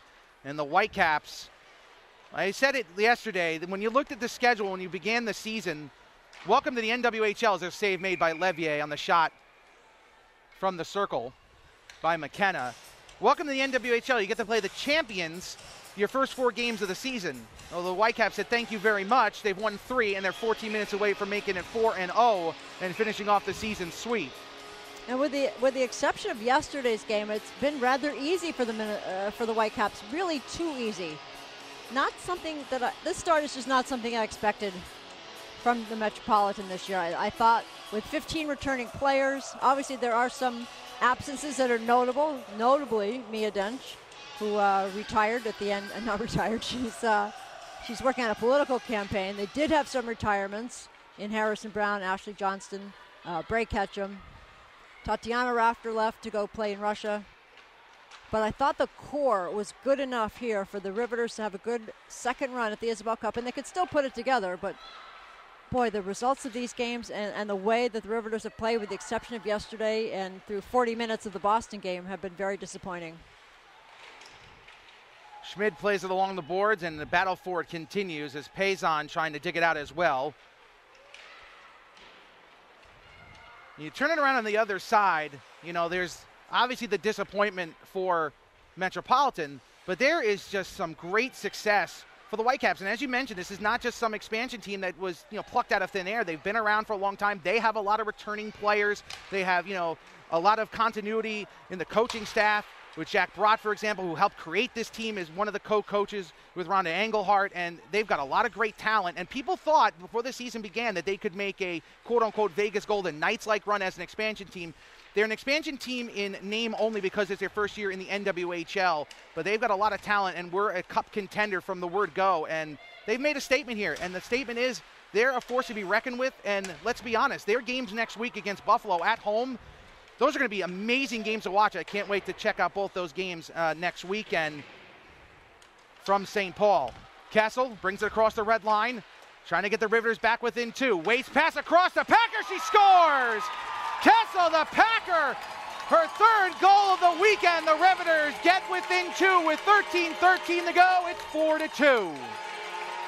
Well, there's certainly still plenty of time left. Now you look at that shorthanded goal again, you go, oh my God, that is really painful for this team. But Packer is able to get her 3rd goal of the weekend, a beautiful redirection in front. Goal comes at the 6:47 mark, so there's still plenty of time on the clock. Right now, the clock is the friend of the Riveters, but they don't want to wait around too late to see if they can get that 3rd goal. And they can't afford to give up another goal the rest of this game. Menke takes a tumble, but no arms are up, and play will continue. And here come the Riveters. Packer has it go past her stick, and the Whitecaps will knock it down. Menke intercepts from Ryan and moves it on the backhand behind the net. Centering pass knocked away, and here comes Kessel. We'll see how much this top line for the Riveters plays the rest of this game. Pass just out of the reach of Russo. Icing is waved off as Boulier will play it. For Packer, her 3rd goal of the season, and Amanda Kessel. And Russo on the assist.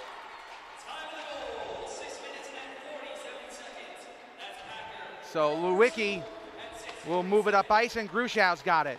Grushow across the blue line looking for her first goal of the season. Knocked down by Levier as a shot was deflected before it got all the way through. And now the puck will be played at the blue line.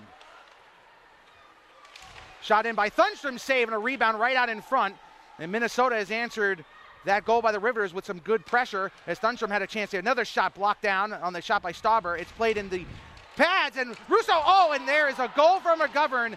It was loose in front. It was knocked down by one of the Riveters. It was caught in the equipment. Yeah, it was Colzer had it in her equipment. That's right. It was Colzer. I do make the mistake on the name there, but Colzer had it caught in the equipment. It gets knocked down, and then McGovern able to roof one. And with 11:57 to go in the 3rd, the Whitecaps regain the 3-goal advantage. It's now 5-2. By the way, they announced Russo as the assist. It was Kessel that had the assist. I'm like 90% sure that's the case. No replays, no monitors, so I have to go by my memory, but I'm pretty sure that was Kessel that made the pass to Packer. But either way, it's 5-2 now, and McGovern's got 2 in the game. McGovern now looking for the hat trick, takes a shot deflected away from Fitzgerald. Yeah, Colzer had blocked the shot, but it was caught up in her equipment, and as she's standing there, I think she was actually trying to freeze the puck and get a whistle, but it dropped loose. The Whitecaps pounced on it, and were able to get the goal to make it 5-2. So it's the goal for the Whitecaps. McGovern, her 2nd of the game. And it is 5-2. Stauber and Curtis on the assists. And a big day for Jonna Curtis, a goal and assist here in the 3rd period. McGovern with 2 goals as well. Thunstrom has scored in the game, and Hannah Brandt scoring as well. So the Whitecaps, again, the one thing you also notice about this team, and you look at who's scoring for them. Yesterday, 5 different goal scorers. Today, 4 different goal scorers. So they've scored 10 goals this weekend, and they've scored 10 goals, and 8 different players have scored. Curtis had an empty netter. Shot in on Fitzgerald, knocked down. And you look at almost every goal, assist to a defender. The defense is very involved in the attack. It's a 5-person unit moving up and down the ice. There's no gap between the forwards and the D. It's a very well-coached, well-disciplined team. Picard will play it behind the net, and Coming up on 10.5 minutes to go here in the game. 5-2. Riveters have given up 2 here in the third. Russo with some speed on the backhand. Save made by Levier. As I mentioned, in the regular season, Amanda Levier has won 6 consecutive games against the Riveters, dating back to last season, winning the last 3 regular season matchups between Buffalo and the Riveters, and then the first 3 of this season in her first 3 games as a member of the Whitecaps. As a pass is knocked down and will be played in the quarters. Menke battling with Ryan. She's trying to make it lucky number 7 in a row regular season-wise.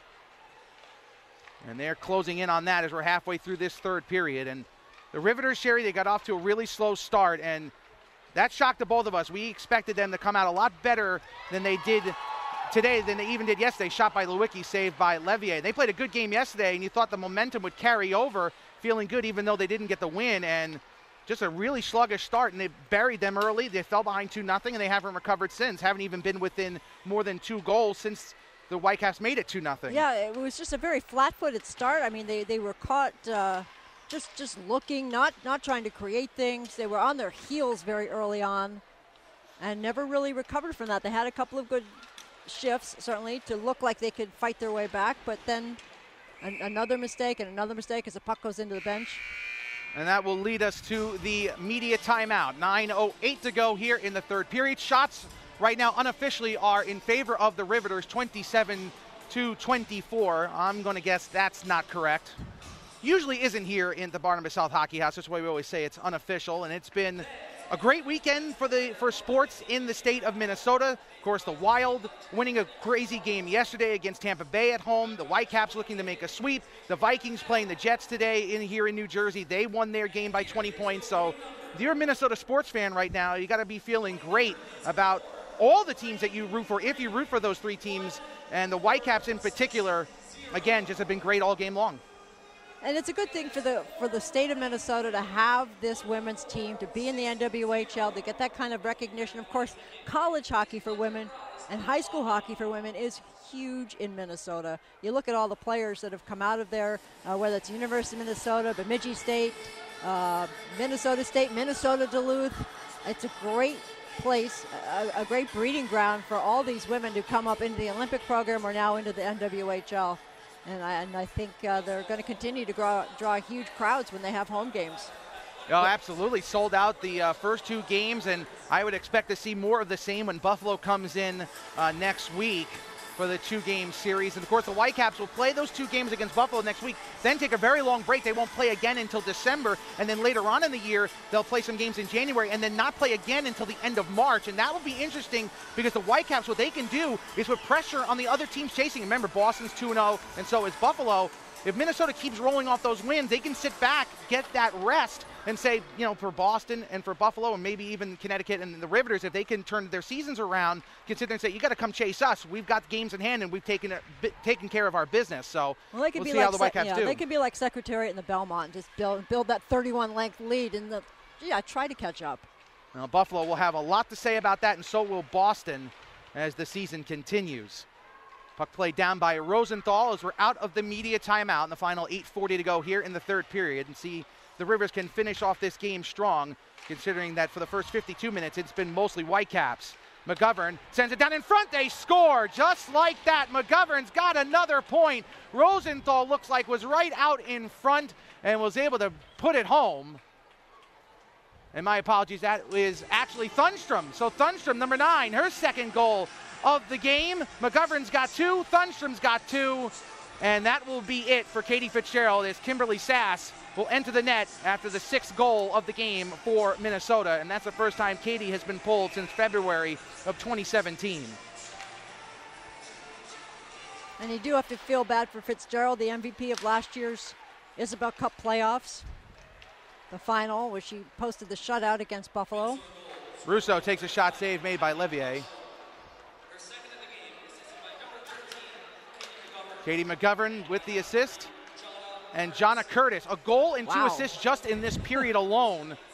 The Whitecaps came into this period leading it 3-1, and Jonna Curtis, that shorthanded goal, basically put this game away. The Rivers did get back within 2, but then Curtis helping with 2 assists to, again, put the game away. That was just a crushing goal, that shorty.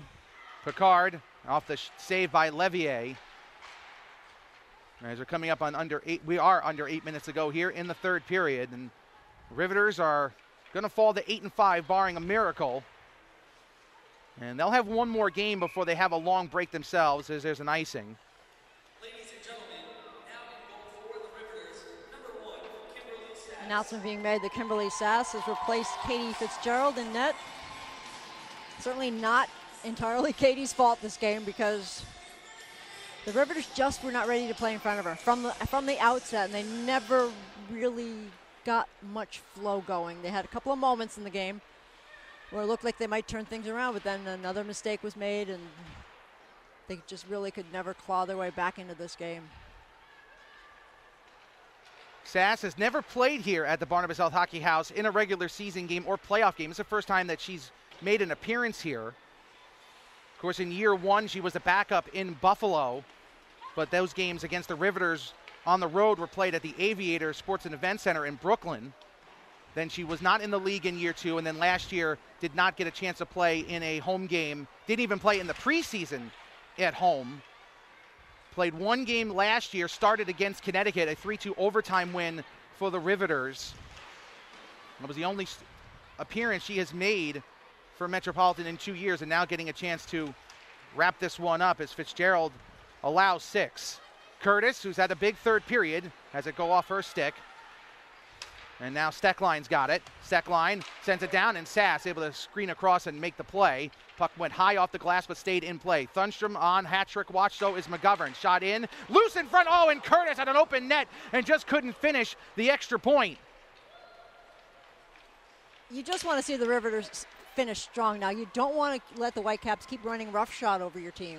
No, absolutely not. And these two teams will not play again in the regular season. And by the way, you look at the way the Whitecaps have played this weekend, and it's without Olympian Kendall Coyne Schofield, who did not make the trip this weekend. So this team could be even stronger when they've got everybody in the lineup. Absolutely. Didn't have their captain when he brought Brown as well. They made one change to the lineup today, and they didn't miss a beat. And really, from the time that the Riveters scored that tying goal off the bad rebound from Levier, Richards made it 3-3. From that point forward, the Riveters have been outscored 8-2. The Whitecaps have recovered thoroughly, shot high and off the netting, and there's 5:22 now to go here in the third period. The Riveters have not been swept in the regular season by a team since the Connecticut Whale did it back in year one, back in 2015-16. They played 6 times against the Whale and did not beat Connecticut one time. They had 3 wins in that first season, beat Boston twice, and then beat Buffalo in a shootout. Well, I'm sure the Riveters don't want to go back to those days. They most certainly do not. And I know the fans have a lot of love for that season 1 team. There's only 2 players remaining, but it was the record that they would love to forget, and everything else they want to remember. Packer's shot is blocked.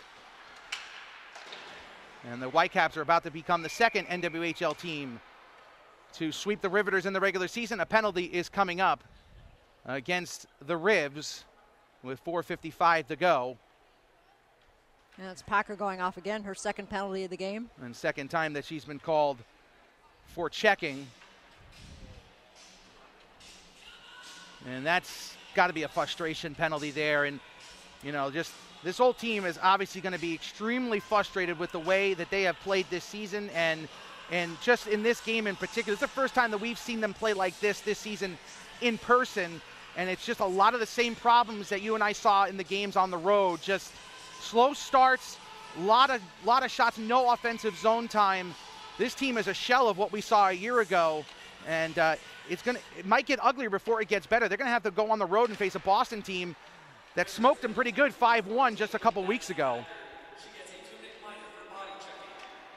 And that game was close until late, so the Riveters just kind of hung in there, but you're not seeing the Riveters team that came out on the ice and controlled things, and that, to me, is the biggest difference. Well, that was a game that in the first period against Boston, they were outshot 20-3 in that first period and got out of there 1-0, and then Boston basically just continued to gain control and finally broke through Fitzgerald and eventually won the game. Passed down, shot down low, and Schipper couldn't hit the deflected shot on net. 1:18 to go here on the power play. 4:10 to go here in the third period. Schipper sends it down to Brandt. Back up top to Steckline, that number 1 power play unit. Steckline to Brandt. Brandt tries to make a pass to Boulier, and it's going to be cleared out by the Riveters.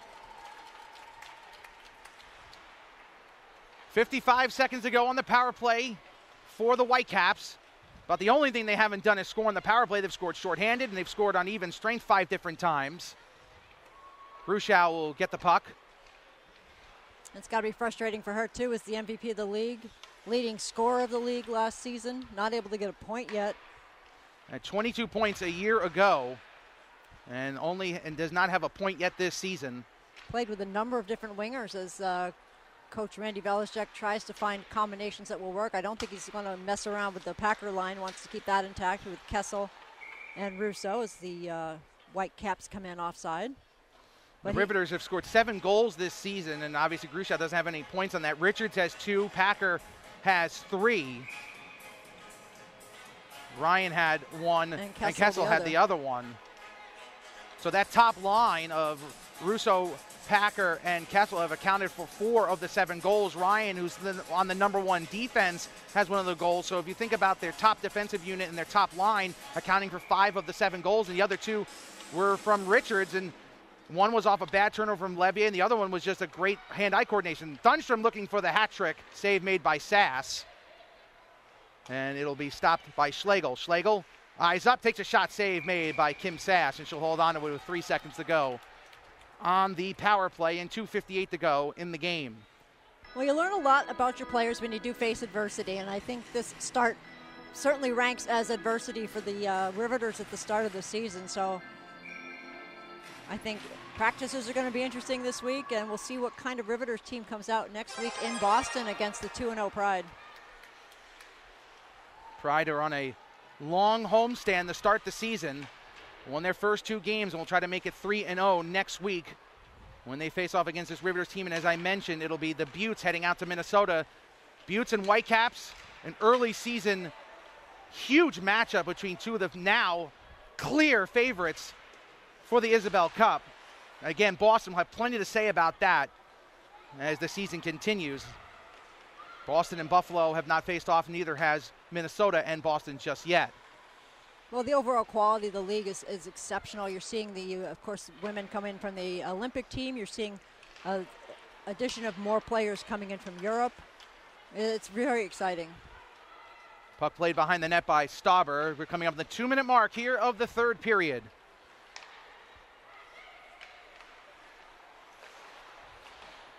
Puck played at center, and the Whitecaps will just send in deep. Not much more to say about this one. Icing is called. They'll give us a chance to take one last breather. And we'll take a look at the upcoming schedule as we've been talking about, give you actual dates and times. Saturday, October 27th, the Riveters will be in Boston at 7:30 p.m. That game will be on the YouTube page, while the Buttes will be in Minnesota. That's at 6:30 p.m. Central Standard Time. And if I have my math right, that makes it 7:30 Eastern Time. That'll be on Saturday. On Sunday at 2 p.m. Central, 3 p.m. Eastern Time, it'll be the Buttes and the Whitecaps from Tria Rink. That's on Sunday the 28th. Then we'll have the break for the Four Nations Cup. Amanda Kessel will be part of that group playing in the Four Nations as Team USA tries to win another championship over Team Canada, Team Finland, and Team Sweden. And then it'll be Saturday, November 17th. The Buttes will take on the Pride in Boston. And then Sunday the 18th, the Whale will be here against the Riveters. That game's at 2 o'clock, while the Buttes will play the Pride at 2:30 on that Sunday. Shot in, off the post, got by Sass. Nearly the 7th of the game for Minnesota. That was Eisenschmied with that shot from the left point. One of the European players I mentioned. She's over from Germany. Shot in, save made by Sass, and knocked it out into the corner. There's 1 minute to go, and this place is silent. They are just in stunned silence about what the Riveters have provided them here on this Sunday in New Jersey. Final game of that November schedule will be the Whale in again against the Riveters the following Sunday. And Sherry and I will have all the action for you either on Twitter or on YouTube. I believe those 2 games are Twitter games of the week for the Riveters. 30 seconds to go here in the third period. Kolzer will play it down, and Thunstrom will go in looking for the hat trick. Finds Curtis. Curtis, a big-time weekend. 2 goals and 2 assists this weekend. Thunstrom with a pair of goals. Shot save made by Sash. Will hold on to it with 15.7 seconds to go. Certainly going to be a point of pride for Kimberly Sass to finish this game up, not allowing any goals because Minnesota is still bearing down. They are trying to go for those hat tricks. You know, these aren't kids anymore. These are professionals. Steckline will just send this one in deep. Tipped down by Thunstrom. Was not touched with a high stick. Was close though. 7 seconds to go. Steckline will control. Will be played into the corner. The Minnesota Whitecaps are 4-0 and they come to New Jersey, sweep the Riveters and win it today by a score of 6-2. Well, certainly not the way the Riveters had hoped to kick off their defense of the Isabel Cup. They've got some things to work on during practice this week. We'll see what happens. See if they can come into the Boston game next weekend with a better frame of mind and a better start, certainly, Matt. I think that's the biggest problem. The sluggish start today that really put them into a hole they couldn't dig out of. Absolutely. It was just a rough game overall. Let's take a look at the scoring from today's game. Katie McGovern got the game started with a goal. The assist to Curtis. Then it was Thunstrom from Rosenthal made it 2-0 at the end of the first period. The Whitecaps made it 3-0. Hannah Brandt getting the goal from Steckline and Schipper. Audra Richards made it 3-1, and then Curtis took over the show. The shorthanded goal made it 4-1. Packer made it 4-2 about 2 minutes later, but then McGovern got her second. Thunstrom got her second. Jonna Curtis, what a huge day today. Had 3 assists and a goal. Certainly was a factor and comes out of this weekend. I said 2 and 2, make it 2 goals and 3 assists over the last 2 games. Certainly an impressive performance by her and really by the entire Whitecaps team. Absolutely, and all I can say is watch the Whitecaps this season because this is such a strong team and they're coming in their first year in the NWHL and they are making a lot of noise.